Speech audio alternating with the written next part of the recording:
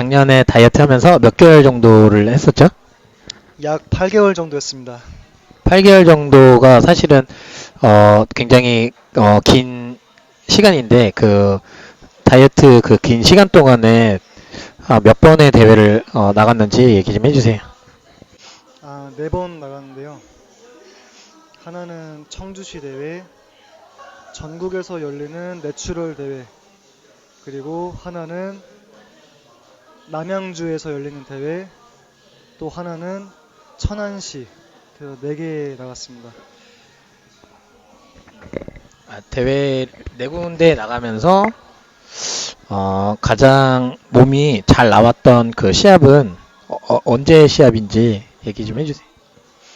예, 가장 잘 나왔던 시합은 5월 달에 했었던 청주시 시합이랑 그때가 제일 잘 나왔던 것 같아요. 5월 달 시합. 예.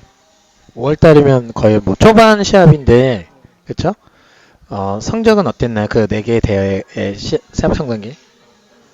그때 5등 했습니다. 네, 5등 했고, 나머지 세 개 시합은 또 어땠었나요? 시합 성적이? 다 문턱에서 넘어졌는데 예선은 다 통과했는데 순위 할 때 다 탈락을 했고. 입상을 못하고, 이제, 뭐, 꼴찌는 아닌데, 꼴찌로 매겨지진 않는데, 어찌됐든 순위에 입상을 못하는데, 대부분 이런 표현을 두고, 이제, 병풍이라 그러거든요.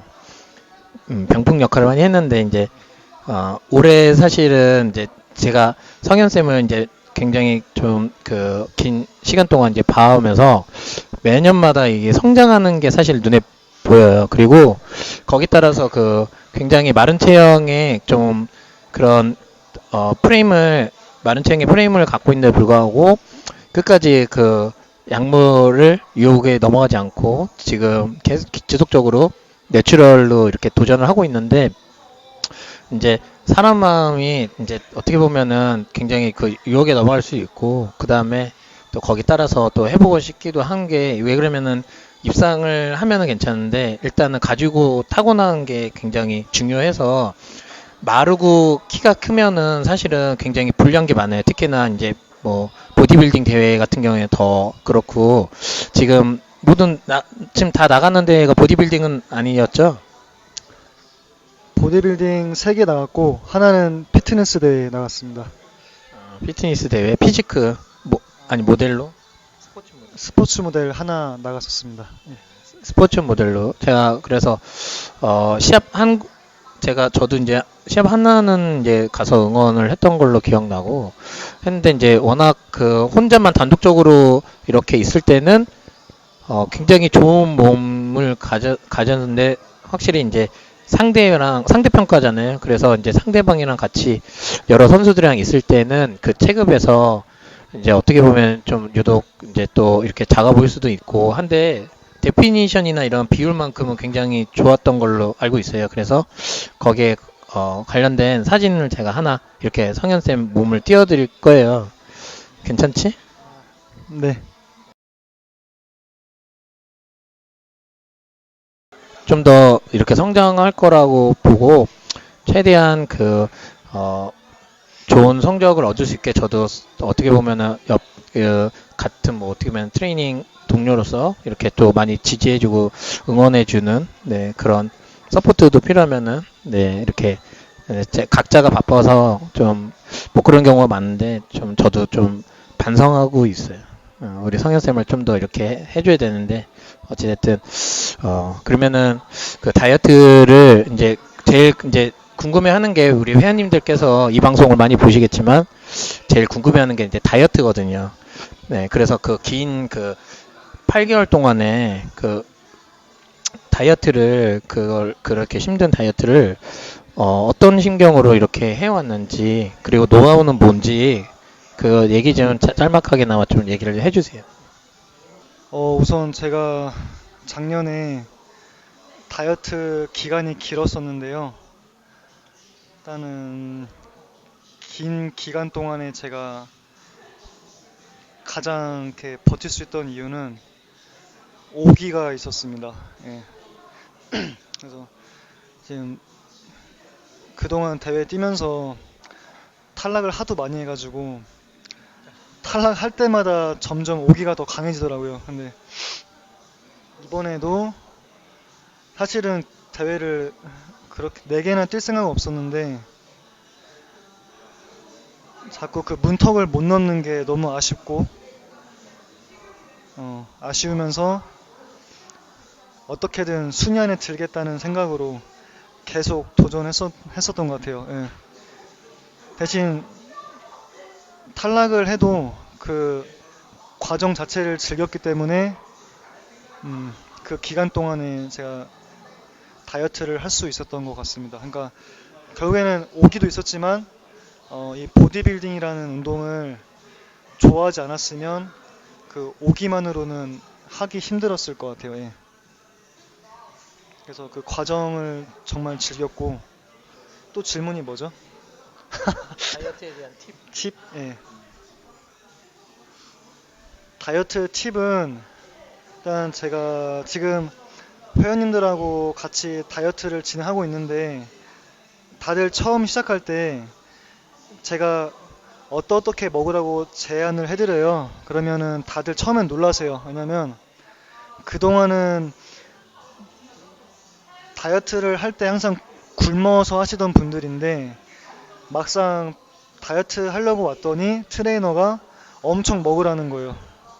그러니까 왜 자기한테 이렇게 먹으라고 하냐고. 그래서 처음에는 되게 좀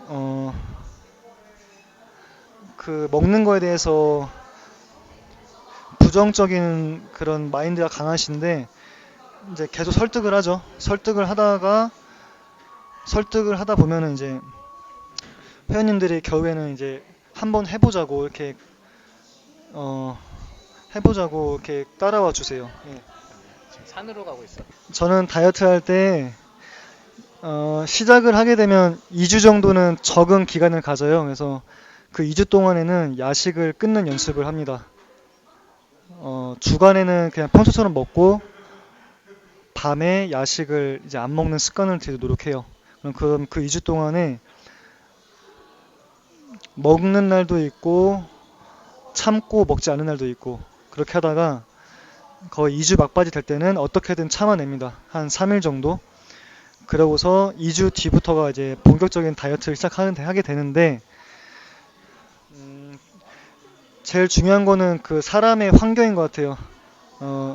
저는 제가 활동량이 많은 걸 알기 때문에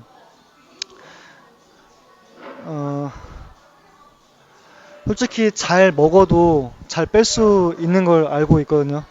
대신 이제 음식을 깔끔하게 먹으려고 노력합니다. 그래서 국은 절대 먹지 않고 대신 염분은 필요하기 때문에 뭐 김치 혹은 뭐 야채 샐러드에다가 드레싱을 뿌려서 먹고 있어요. 그렇게 하고 칼로리는 솔직히 저는 크게 따지진 않고요. 이게 어떻게 보면은 그렇게 정량화해서 했어야 되는데 이제 하도 하다 보니까 이제 제 몸을 알게 돼가지고 그냥 제가 눈대중으로 이렇게 양을 정해요. 근데 보통 하루에 먹는 거는 4번 기준으로 해서 먹고 있고요.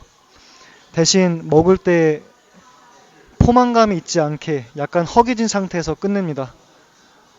그렇게 하고 그래도 운동하고 있으니까 그 4개 식사 중에서 닭가슴살은 한 조각씩 해서 하루에 4조각 먹고 있어요. 100g씩. 네, 100g씩 해서 요만한 거 4조각씩. 사실 많이 먹는 편은 아니라고 생각하는데 100g짜리. 네. 100g짜리. 예전에는 잘 모를 때는 닭가슴살 어렸을 때는 1kg씩 먹었어요. 뭣도 모르고. 근데 그 닭가슴살에 대한 생각을 여기 시윤 형이 바꿔주셨고 결국 운동 강도가 중요한 거 알았고 지금도 제가 운동 강도가 높은 건 아닌데 예전보다는 많이 높아졌죠. 근데 결국 운동의 강도가 높다 보니까 닭가슴살을 그렇게 많이 먹지 않더라도 어느 정도 몸은 잘 나오는 것 같아요. 단 조금은 더 챙겨 먹었으면 더 좋지 않을까 해서 다음 시합 때는 이제 조금 더 단백질량을 늘려서 좀 해볼 생각입니다. 이렇게 하고 있고 마지막 갔을 때는 거의 고구마로 하면은 하루에 400g, 한 끼에 고구마 100g, 닭가슴살 100g, 그리고 야채, 샐러드 이렇게 해서 먹고 있어요. 그러면 성인 권장량 했을 때 2000칼로리 간당간당 한 것 같아요. 거의 이것저것 좀 이렇게 반찬 지어 먹고 하는 거 보면은. 그래서 마지막까지 1500칼로리 기준으로 그 이상 그 이하도 아니고 그 언저리에서 계속 먹고요. 유산소 운동을 좀 많이 합니다. 막판에는 하루에 5시간 정도 했던 것 같아요. 틈날 때마다. 예. 그리고 지금 제가 두서없이 얘기하는데 운동의 강도가 중요하다 생각해서 최대한 칼로리를 많이 소모해야 되기 때문에 하체 운동을 주에 최소 2회씩 했던 것 같고요. 좀 길게 끌어갔습니다. 그래서 제가 스태미나는 약한데 그래도 지구력은 좀 강한 것 같아요. 그렇게 해서 보통 하체 운동을 하면 억지로 2시간 이상 채웠었고 그렇게 하체 운동에 비중을 많이 두다 보니까 다이어트에 도움이 많이 됐습니다. 한국에 비해서 하체가 좋지 않지만 그래도 제가 다이어트를 쉽게 할 수 있었던 방법 중 하나는 하체 운동에 포커스를 많이 가졌습니다. 스쿼트는 1시간 했습니다. 근데 뭐 그 스쿼트 무게를 하체 힘으로 드는 게 중요하긴 한데 그래도 제 나름대로의 방법으로 그렇게 하지 못하더라도 다이어트 할 때는 스쿼트 1시간 동안 하고 나머지 1시간 동안은 그 외의 운동들 했었던 것 같아요. 예, 스쿼트가 제 다이어트 팁입니다.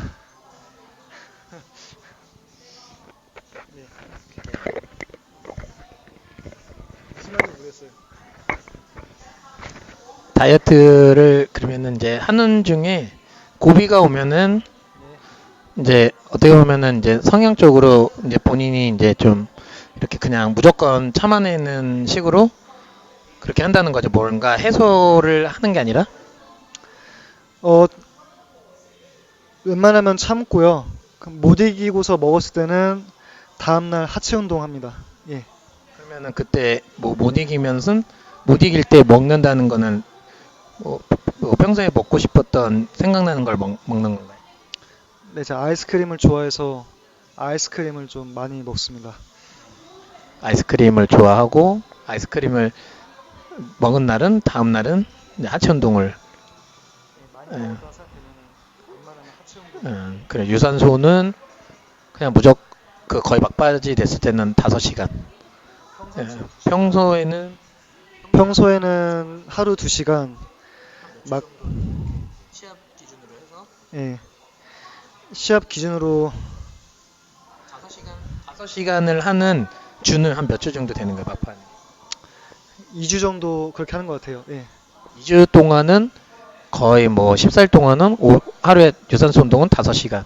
그게 이제 지방이 뭐 그 좀 있어서 그런 거예요. 더 계속 커팅해서 더 완벽한 몸을 잡으려고 하는 거 아니면은 그냥 습관적으로 그렇게 일부러 루틴을 잡는 거예요, 그게. 사실 너무 힘든데 지방을 더 빼려고 하는 거고요. 대신 아까 제가 빼먹은 게 있는데 그 유산소량이 늘어날 때는 제가 탄수화물을 더 챙겨 먹습니다. 근손실을 방지하기 위해서 탄수화물을 그때는 더 많이 먹고 많이 먹는 만큼 많이 움직여서 최대한 그 볼륨감을 잃지 않으려고 예, 노력하죠. 예. 원래는 적게 먹고서 유산소 덜 해도 되는 건데 제가 경험해보니까 그렇게 하면은 오히려 몸이 더 쪼그라드는 것 같아서 요즘에는 막판에는 오히려 더 먹고 더 많이 움직입니다. 몸은 그만큼 더 힘든 것 같아요. 그래서 그게 하나의 또 그 생리 현상일 수 있는데 생리적 현상인데 너무 어떻게 보면은 덜 먹고 운동을 하는 것 자체가 몸에 에너지원이 없으면은 포도당이라고 하는 그런 1차적인 에너지가 없으면은 사실 파워나 힘을 내기가 쉽지가 않네요. 그렇기 때문에 운동 강도가 자연스럽게 이제 떨어지는 거고 거기 따라서 사실은 이제 지방층 관리도 중요하지만 사실은 근육의 활성대사라든 그 대사라든지 이런 거를 갖다가 거의 완벽하게 잡아놓고 가야 되는데 대부분은 지방 커팅하는 거에만 몰두하다 보니까 덜 먹게 되고 유산소는 더 늘리고 오히려 그럼으로써 유산소를 더 늘렸을 때 보상은 그 끝나고 나서의 후폭풍은 더 세게 들어오고 먹고 싶은 욕구라든지 이런 그런 부분 때문에 사실 유산소는 이제 본인의 일단 선택인 거예요. 좀 로우하게 해서 좀 길게 가도 되고 또는 인터벌 형식으로 짧게 해서 임팩트 있게 뛰었다가 조금 천천히 걸었다가 뭐 이렇게 인터벌로 해서 좀 짧은 시간 내에 연소해도 되는데 그거는 이제 정답은 없어요. 본인의 성향에 맞게 하면 되는데 단 너무 이 포커스를 지방에 커팅하는 거에 집중하다 보면은 유산소를 그게 좀 많이 이렇게 미스나는 경우가 있더라고요. 뭐 저도 그렇고 왜 그러냐면은 지방 자체는 실적으로 그 먹는 거에 대해서 좀 그 식단에 관련돼서 좀 더 철저하게 저는 하는 걸 원하고 그런 나머지 부분을 유산소로 이렇게 좀 하는 걸 저는 원하거든요. 그래서 운동만으로 이제 유산소 운동, 지방 커팅을 하는 분들은 뭐 그렇게 해도 상관은 없지만 보상에 관련돼서 이 먹는 거에 관련돼서는 더 이게 리바운딩이 더 심하게 오는 그런 확률적으로 심하게 오는 분들도 많이 봤고 확률적으로 또 높다고 저도 생각이 들고 어찌됐든 간에 그 계속 성현쌤도 이제 그렇게 얘기했고 이제 저도 생각하는 거는 그 운동을 수행해 그 다이어트 직전까지 그 시합 나가기 직전까지의 운동 강도가 실제로 이렇게 좀 조금씩은 떨어질 수는 있지만 최상의 컨디션을 계속적으로 유지하면서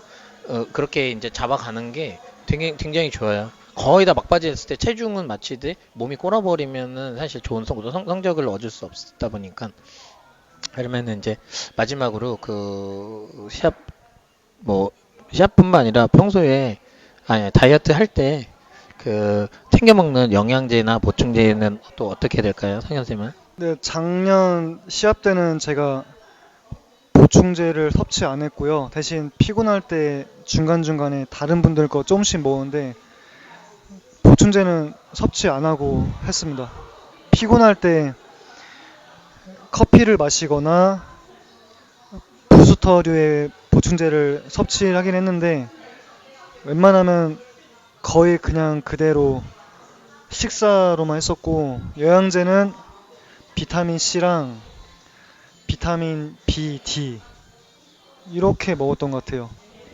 마지막으로 하나만 더 그 한 달에 나간 다이어트 할 때 한 달에 나가는 그 식비 보충제나 뭐 영양제나 자연식이나 다 해서 제가 지금은 생닭을 먹고 있는데 다이어트 할 때는 너무 귀찮아서 조리된 걸 먹어요. 그럼 그게 좀 비싸가지고 조리된 걸로 하면은 한 달에 그냥 40만 원 정도 쓴 것 같아요. 네, 7.8기 성현쌤. 그러니까 항상 그 넘어져도 또 일어나서 또 하고 거기에 좌절하지 않고 항상 그 성격이 또 긍정적이고 낙천적이라서 그렇게 굴하지 않고 그렇게 막 신경을 쓰이되 대신에 거기에서 막 이렇게 얽매 있는 성격이 아니다 보니까 스트레스를 좀 남들보다 좀 덜 받고 지속적으로 이렇게 하려고 하는 목표가 있고 당연히 이제 사람마다 이제 저도 그렇었지만 한참 이렇게 운동하고 시합 나고 할 때는 그 이상을 바라보고 그 이상을 바라보는데 그렇게 하면 할수록 내가 정말 이 좋아하는 내가 굳이 프로도 아닌데 아마추어밖에 안 되진 않는데 어떻게 보면은 일반인에 가까운 거죠. 일반인이 그냥 그냥 시합을 나가는 그 정도인데 내가 너무 이상적인 목표를 위해서 이렇게 뭔가 하다 보니까 어떻게 보면은 그 트레이너로서 이제 트레이너가 이제 저는 1번인 거고 제 직업으로 그래서 회원님들한테 또 신경도 좀 못 쓰게 되고 매출 관리도 또 안 되고 내 이기적인 부분만 욕심만 또 이상적인 목표만 채우려고 하다 보니까 되게 또 어떻게 보면 예민해지고 스트레스 받고 그게 또 이렇게 그래서 사실 이제 만약에 막상 하려고 하면은 뭐 하나의 진짜 전문가가 되고 프로가 되려면은 뭔가를 포기하는 게 있어야 되는데 지금 이제 저 같은 경우에도 그렇고 우리 성현 쌤이나 이 기본적으로 이런 전문 그런 지도자로서의 역할을 하는 선생님들은 그 밸런스 시합 같은 것도 이제 좀 밸런스 이렇게 좀 맞추면서 생활을 하고 있거든요. 그래서 이제 꾸준하게 하는 게 당연히 중요하다 생각하고 저도 언제까지인지 모르겠지만 좀 중장년층이 돼서도 지속적으로 이런 전문적 지식을 갖고 트레이너 생활 겸 그다음에 선수 생활도 지속적으로 또 할 계획이니까요. 네, 너무 스트레스 안 받고 이제 했으면 좋겠고 앞으로도 또 계속 좌절하더라도 또 도전하면 되니까 언젠가는 그 시니어나 뭐 마스터급으로 중장년층 됐을 때 뭐 그때 뭐 우승 뭐 1등 해도 되잖아요. 다음에도 또 다이어트에 관련된 또 영상을 또 선생님이나 아니면 뭐 일반 회원님들을 또 대상으로 또 이렇게 한번 또 다뤄보도록 하겠습니다. 네, 시청해 주셔서 감사합니다.